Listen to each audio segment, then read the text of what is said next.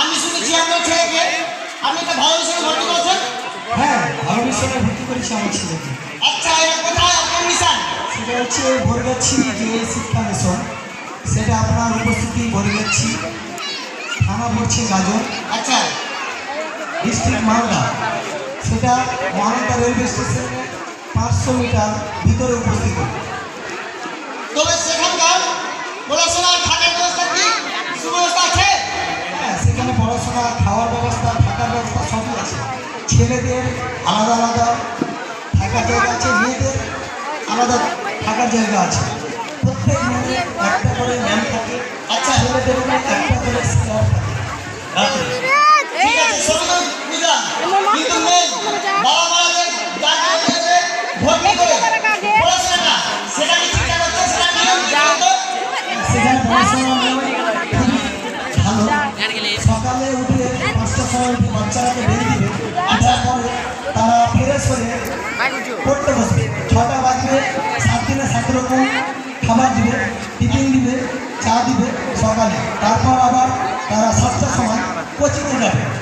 7টা থেকে 9টা 15 পর্যন্ত কোচিং হবে। কোচিং হওয়ার পরে তারা রুমে আসবে, রুমে এসে ফ্রেশ হবে। ফ্রেশ হওয়ার পর 10টা বাজলে ঘন্টি মারবে।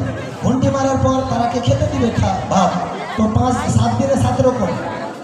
সপ্তাহে মাংস 1 দিন, মাছ 3 দিন এবং ডিম 2 দিন, সবজি 1 দিন। সবই তো ঠিক আছে, কিন্তু বাবা মা থাকবে বাড়িতে, আর এখানে এসে দেখাশোনা কে করবে? তার জন্য তো মিশনে সব কিছু রেখেছি।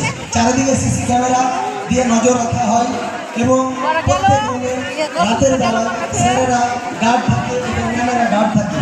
সকাল 10টা বাজবে, 10টা 50-এ প্রার্থনা হবে। প্রার্থনার পর তারা আবার প্রার্থনা করে ক্লাসে যাবে, নিজ নিজ ক্লাসে যাওয়ার পরে 1টা 20-তে টিফিন হবে 20 মিনিটের জন্য।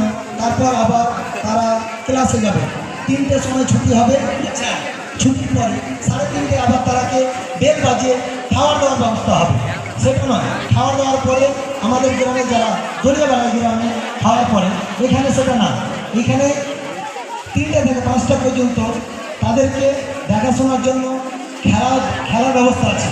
ও মানে যেভাবে বলছেন আপনি সেভাবে শুনে আমার মন ভরে গেছে, যেহেতু আমি নিজের আশেপাশে ছেলেমেয়েকে সময় দিতে পারি না, কারণ কাজে ব্যস্ত।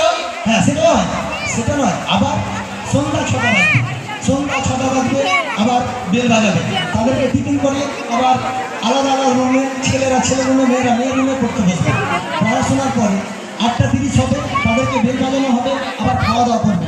খাওয়া দাওয়ার পরে ঘুমাবে, সেটা নয়। বাড়িতে আমাদের ছেলেগুলো একদম ঘুমিয়ে গেল খাওয়ার পর, মোবাইল দিয়ে সেটা নয়।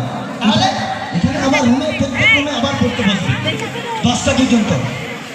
10টা পর্যন্ত পড়াশোনা হবে। পড়াশোনা হওয়ার পরে 10টা বাজবে, বেল বাজাবে, নিজ নিজ রুমে গিয়ে আবার মোবাইল দেখা, কিন্তু মোবাইল দেখার সুযোগ নাই। আচ্ছা, সেখানে গিয়ে আবার ঘুমাবে। এবং বাচ্চারা যদি যেন চেঁচামেচি না করে, তার জন্য কি হবে, মাস্টার মশাই 10টা বাজলে গেট বন্ধ করে দিবেন এবং সবাইকে বলবে মশাই যেন ঘুমাও। এতগুলো ব্যবস্থা আছে। তাহলে শুনে মন ভরে গেল। এবার কি আমরা কি আশেপাশে ছেলেমেয়েদেরকে বা ছেলেদেরকে এখানে ভর্তি করে পাবো? হ্যাঁ, অবশ্যই পাবে। সেখানে ভর্তি করার জন্য আরে এই ফার্মার কি করছিস এখানে? কি করছি মানে কথা বলছি? চল ভিডিও করতে যাবো, চল ভিডিও করবি না? খালি পাগল কোথাকার। চল ভিডিও করতে হবে। খালি ভিডিও এখানে ছেলেমেয়ে পড়াশোনা করতে পারছি না, তোমার বাড়িতে তোমার ছেলেমেয়ে স্কুল যাচ্ছে না, ভালো করে পড়াশোনা করছে না, সেটা দেখেছো? হ্যাঁ, পড়ছে তো আমার ছেলে। বলছে হ্যাঁ, স্কুলে পড়তে গ্রামের আমার আইতে রে বেটা, আয় বলতে বেটা তুই কোথায় গ্রামের প্রাইমারি স্কুলে প্রশ্ন, একদম নরমাল। কোথায় পড়াশোনা করো? গ্রামের প্রাইমারি স্কুলে। গ্রামের প্রাইমারি স্কুলে? হ্যাঁ। ঠিক আছে, দুটো প্রশ্নের আনসার দাও তো। হ্যাঁ বলেন। পশ্চিমবঙ্গের রাজধানীর নাম কি? মালদা। মালদা? হ্যাঁ। তার নামটা দেখো। পশ্চিমবঙ্গের রাজধানী নাকি মালদা? শুনে নাও, প্রাইমারি স্কুলে পড়ছে, আবার পশ্চিমবঙ্গের রাজধানীর নাম বলছে মালদা। সরি, ঠিক আছে, তুমি বলো তো এটা ভুল। ফার্মান্দা, এটা ভুল। পশ্চিমবঙ্গের রাজধানীর নাম হবে কলকাতা। ভারতের রাজধানীর নাম কি বলো তো দেখি? অতটা আমি জানি না, অতটা আমাদের স্কুলে পড়াশোনা করায় না। আচ্ছা, অতটা না, না। এতটা পড়ায়? হ্যাঁ। এটাই তো দেখো ফার্মান্দা। আচ্ছা, আপনাকে মাথিন্দা এসে বলছে চলো চলো ভিডিও করতে। এই ভিডিও করবে, ভিডিও করলে তার ছেলে পড়াশোনা করবে। আমি বলছি হ্যাঁ বলো। ছেলেমেয়েদেরকে সময় তো পাচ্ছি না। সময় পাচ্ছি না? না। বৌদি পাচ্ছে, বৌদিও পাচ্ছে না? না, খাওয়া রান্না করতে ব্যস্ত? সব ব্যস্ত। খাওয়া রান্না করতে ব্যস্ত হবে না? ওই মাঠে গিয়ে রান্নার কাজ করবে? কি করবো ভাই তাহলে বলো না, আমার ছেলে কোথায় দিলে ভালো হবে?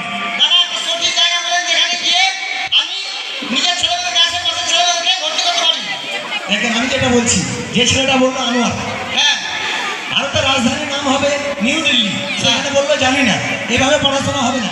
এর ছেলে সকালে তো ভিডিও করতে বেরায়, আর ওর ছেলে কি বলে, সকালে ওর মা বলছে উঠে উঠ আনোয়ার উঠ, থাম রে মা, উঠছি থামে তিনি মা, এভাবে বলছে, ঠিক আছে।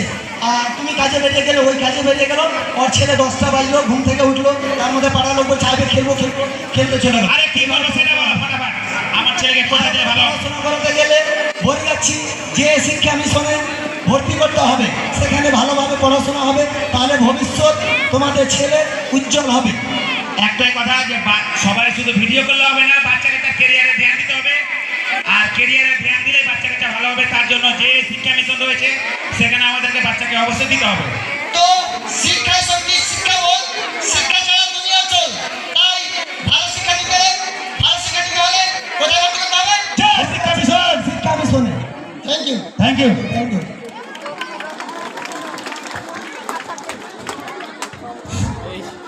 Thank you so much to আর দাদাদের। এবার আমাদের ছাত্রছাত্রীদের